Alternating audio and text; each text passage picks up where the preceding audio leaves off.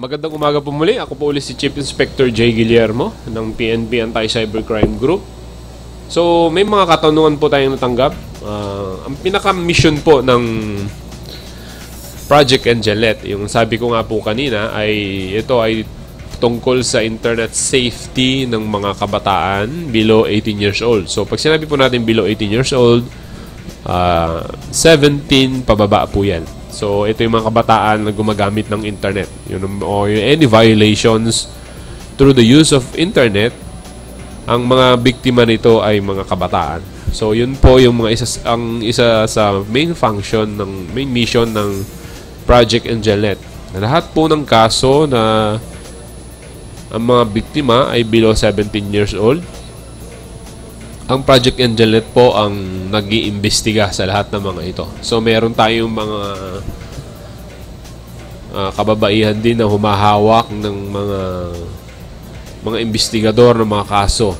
So, kahit po yung mga women na biktima din po ng mga krimen na nangyayari sa internet, ay mga kababaihan po din ng mga investigador ng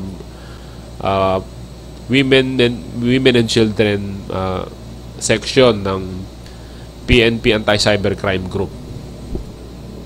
So, dun sa mga na-accomplish natin, may marami na rin po tayong na-rescue ng mga kabataan na nagiging biktima. Katulad po nito yung sa Davao na merong 7 years old na ginamit ng mga magulang nila para maghubad sa harap ng camera. Ito yung through the use of an internet. Ito yung mga binibenta, yung mga pictures, videos. Ito yung mga pedophiles. Yung mga pedophilia, ng mga gustong-gusto nilang mga pictures na nakikita mga bata. At na-rescue din po natin yung mga kabataan. At yung nanay nila, yun po yung nakasuhan dahil ginagamit po niya yung mga anak niya para ibenta doon sa mga parokyano o mga pedophilia. So, doon kung gusto niyo po kaming ma-update o gusto niyo malaman kung ano yung mga yung mga bagong update ngayon tungkol sa mga viruses o yung ano ba ang proteksyon o seguridad natin para maano yung internet, kami po ay nag-upload kami ng mga security bulletin sa aming website. Meron po kaming website na pnp.acg.ph or pwede rin pong acg.pnp.gov.ph. Makikita nyo po doon. Tapos yung Project Angelet po ay meron din pong Facebook. Pwede nyo pong i-type yung pnp.angelet.anti-cybercrime group. Kung meron din po kayong katanungan ay 24/7 po na masasagot siya ng ating mga investigador na mga kababaihan din. At meron din pong Twitter para at least mabilis po yung pag-respond natin sa inyong mga katanungan o mga complaints. I-type nyo lang po yung at PNP Angelet ACG. Kung gusto nyo rin po mag-email para sa Angelet ay meron din po kaming email, ang pnp.acg.angelet@gmail.com. At kung gusto nyo pong tumawag sa telepono, meron po kaming telepono 723-0401 local 5354. At meron din po kaming fax para kung gusto nyo, kung wala kayong internet sa bahay, kung hindi kayo makapag-connect, you can send through fax. Meron po tayo 4142199. So ang code po nito is 02.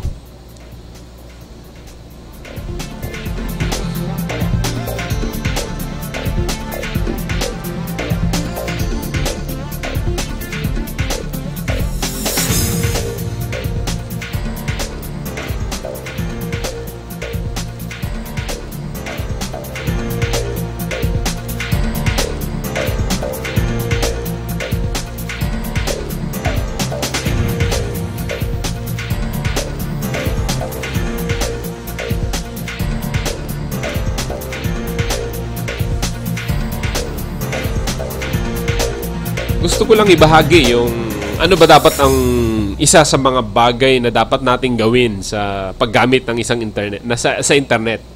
Meron po tayong isang acronym dito na ito yung palagi naming sinasabi dun sa mga kabataan when we do lectures and seminars, ay meron itong pong acronym na Be Smart. So yung BE is related as a B, and yung SMART is SMART. So meron pong definition yan, yung be safe, which is F, safe, which is S. Ang sabi nyo to, be safe. Keep safe by being careful not to give out personal information when you're chatting or posting online. So, kasi yung mga kabataan ngayon, gustong-gusto talaga nila na marami silang kaibigan kahit hindi nila kakilala. Kasi may nag-click at gusto nila magipagkaibigan, ina-accept kagad nila kahit hindi nakakilala. So, pagka nagbibigay ng information, lahat binibigay nila. So, it must be concerned. Ang point natin doon is huwag kayong basta-basta magbibigay ng mga personal information. Kasi yung mga friends natin sa Facebook, hindi natin kakilala yon. So, lagi po natin tatandaan na ang mga nakikita po natin sa internet, yung mga pictures, kung ano man yan, kung sino yung kausap nyo, kahit nakikita nyo yung picture niya, wag po kayong magsiguro kung yung picture ba na nandun na nakikita nyo ay siya talaga yon. Kasi kaya pong kopyahin lahat. Yung kaya kunin yung picture mo ng ibang tao at magpapanggap na siya yon. So, yung sa safe, yung sa S natin, sa M naman is meeting. Meeting someone you have only been in touch with online can be dangerous. So, marami tayong nare-receive na reklamo regarding that. Lalo yung mga kabataan, talagang meron. Kumisa nababalitaan na lang natin na dahil nga sa nakipagkita siya, nakipag-eyeball, kahit sa Facebook lang niya nakilala, or kumisa nga, through text lang, nakikipagkita siya. Ang masama pa doon, hindi siya nagpapaalam sa magulang niya. Nababalitaan na lang natin, may masamang nangyari sa kanya.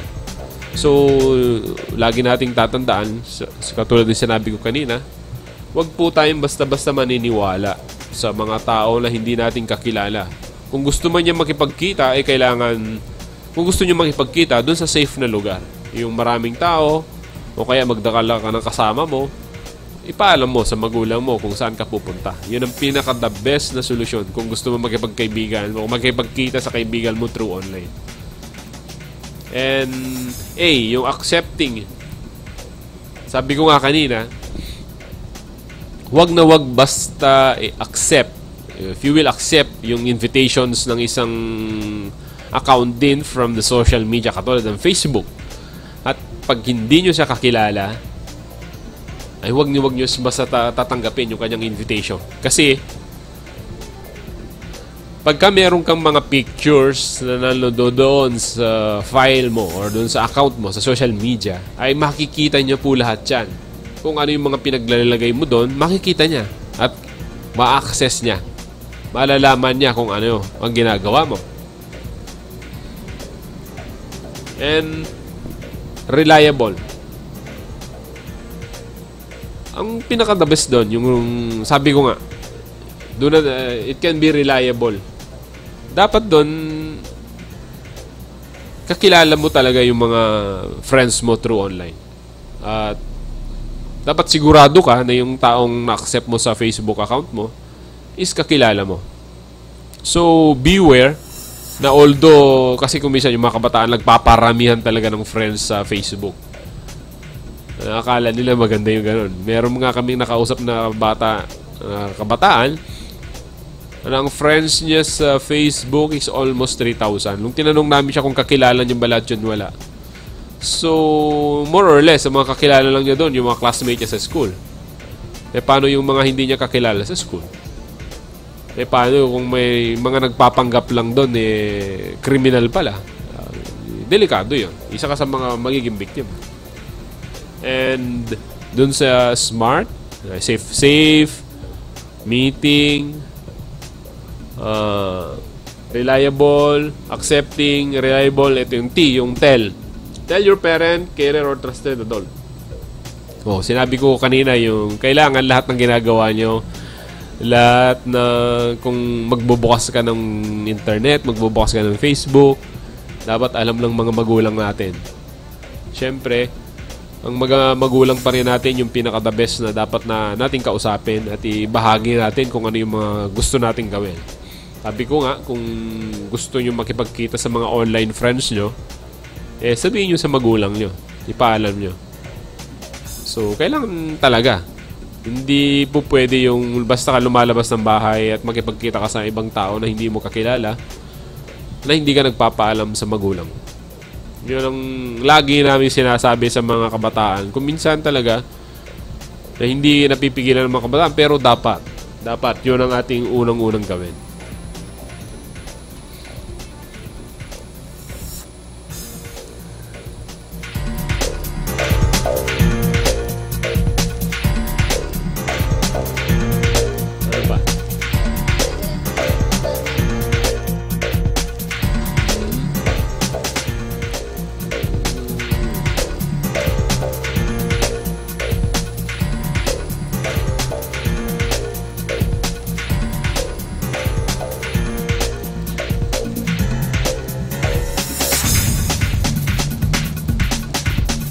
So, siguro, yung medyo marami-rami na ako nasabing information.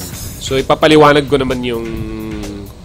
Kasi yung Project AngelNet ay isa sa mga trabaho ng PNP Anti-Cybercrime Group.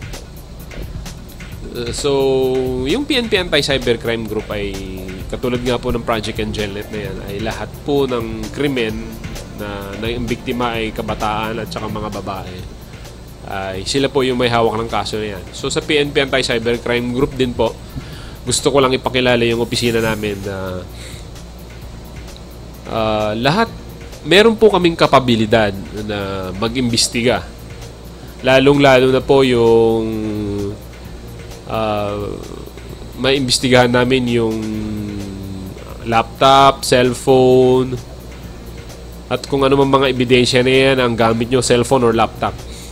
Kasi katulad ng krimen na nangyayari sa kabataan, katulad ng child pornography, ay ang ginagamit po nila dyan ay yung computer with a camera at saka yung cellphone na may camera, na may it can record a video or an audio recording. So isa po sa pinaka-function namin ay to conduct digital forensic examinations. Itong digital forensic examinations po na to ay meron po tayong kapabilidad na makita yung mga deleted files sa mga computers o cellphone. Meron po tayong equipment na kahit na-delete mo na, ay nakikita po natin. Marirecover natin yung document o yung photos or videos na yan. So, itong mga computers, katulad ng laptop, desktop, cellphone, that contains digital storage devices, kaya po natin yan i-examine para maging ebidensya sa korte laban doon sa mga kriminal. So, yun po ang isa sa mga isa sa mga function namin, yung to conduct digital forensic examinations on storage devices, a computer system, or any computer under yung sa definition ng Republic Act 10175. And nag-iimbestiga din po kami katulad ng mga fraud, lalong-lalo po ngayon marami tayong mga fraud at mga scam sa mga internet. Napakarami pong violations yan. At yung mga naloloko sa pagbili online ay isa sa mga tinatrabaho po natin dyan. And pati po yung sa bank fraud, yan, na isa po sa mga iniimbestigahan natin. At katulad ng mga uploading of photos and videos through the internet. At ang isa pa pong function natin ay yung nagbibigay po kami ng cybersecurity bulletin. Meron po tayong isang section din doon or division na cybersecurity. Ang trabaho naman po nila ay to update the public regarding what are the current trends ng mga violations of the internet or crimes na existing in the internet. And also yung paano ba tayo, nagbibigay din po kami ng mga scenarios na paano ba tayo para hindi tayo mabiktima gamit ang internet. Yun po yun po yung mga ginagawa namin. So, doon po sa opisina namin, meron din kaming 24/7 na investigators. kabataan, maging biktima ng kung anumang mga scam. Meron po tayong 24/7 na investigador na nakaantabay. So kung meron kayong mga reklamo regarding sa internet crimes or computer crimes or internet fraud or scam, kahit sa text scam, ano man yan, lahat ng violations na ginamitan ng computer, pwede po namin imbestigahan yun. Meron po tayong naka-standby na 24/7 na investigators sa opisina po namin. So yung anti-cybercrime group po ay hindi po under ng CIDG. Akala ng publiko under po kami ng CIDG. Hindi po. Hiniwalay po kami sa CIDG. So kami po ay isang group na rin na katulad din po ng CIDG, na lahat po ng violations or crimes through the use of internet or a computer, kami po ang humahawak. Special group po kami ng PNP to handle these cases.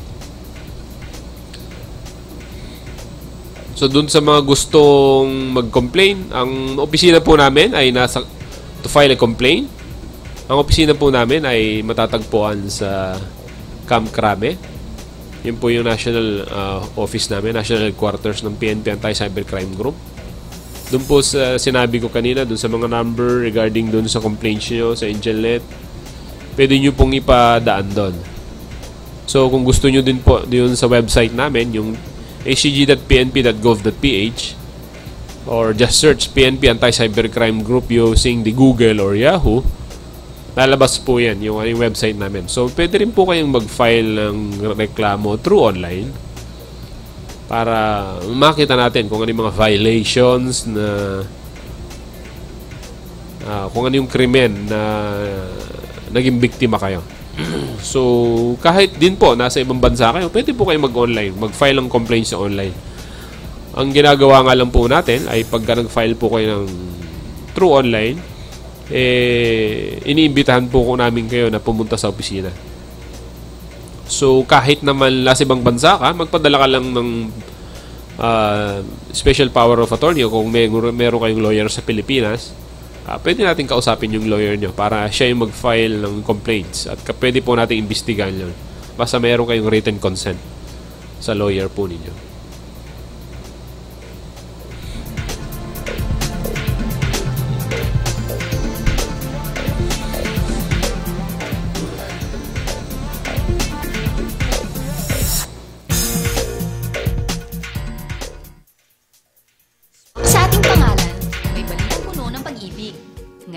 Kahit arawan ng kita, pwedeng magkabahay. Dahil interes na affordable loan, pinakamababa na. 4.5% na lang. Hulog buwan-buwan, kayang-kaya. Kailangan ng mas malaking bahay? Sige, lipat na. Sa regular housing loan naman, binaba ng 40%.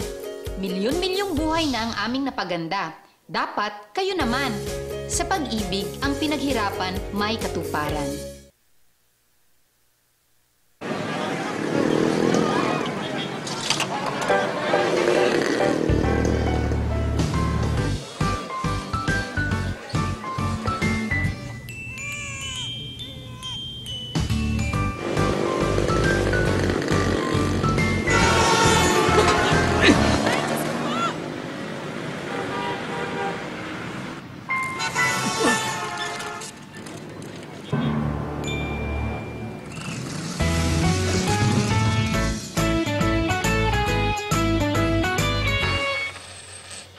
Bilib kami sa'yo. Sa tuloy-tuloy mong hulog sa SSS, protektado ka at yung pamilya. Mag-member na.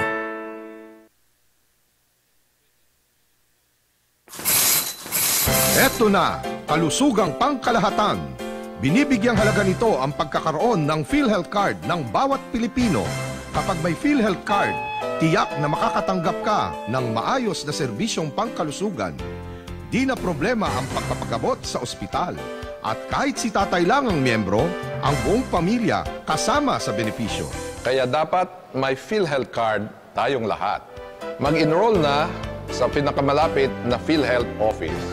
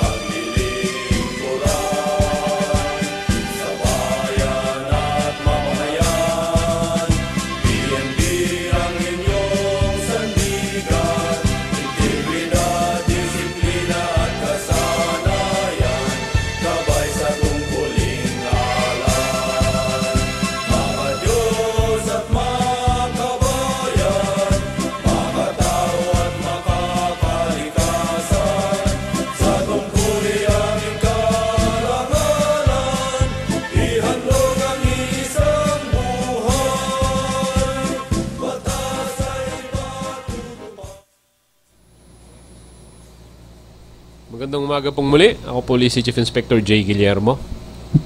So, patapos na po ang ating isang oras at nais ko pong magpaalam sa inyo. Doon sa mga gustong mag-file ng complaints ng violations ng crimes through the use of a computer or internet, sabi ko nga po kanina, pwede po kayong mag-online.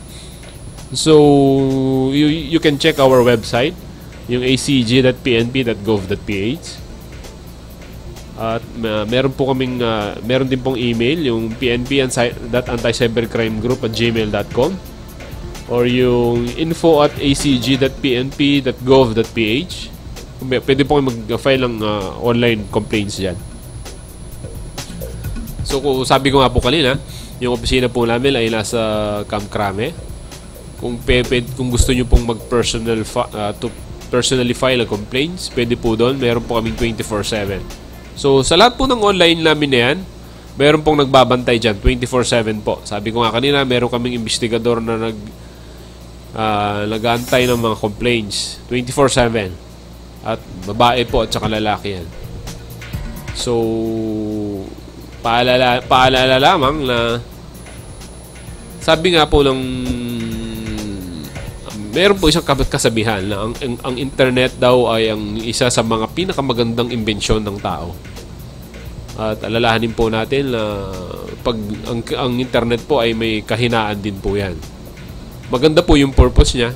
Kahit saan man napalop ka ng mundo ay nakikita mo at nakakausap mo na yung tao. Nakakapag-communicate ka na in a span of time. Kumbaga, talagang mabilis ang communication gamit ang internet. Pero sa mga taong mahilig gumawa kasi ng krimen ay nakikita din nila, nagagamit din nila ito. So, yun ang pinoprotektahan po namin. Lalong-lalo po yung kabataan. Especially. So, hanggang sa muli po, hanggang sa susunod na Biyernes. At marami po kaming gustong ipaalam sa inyo.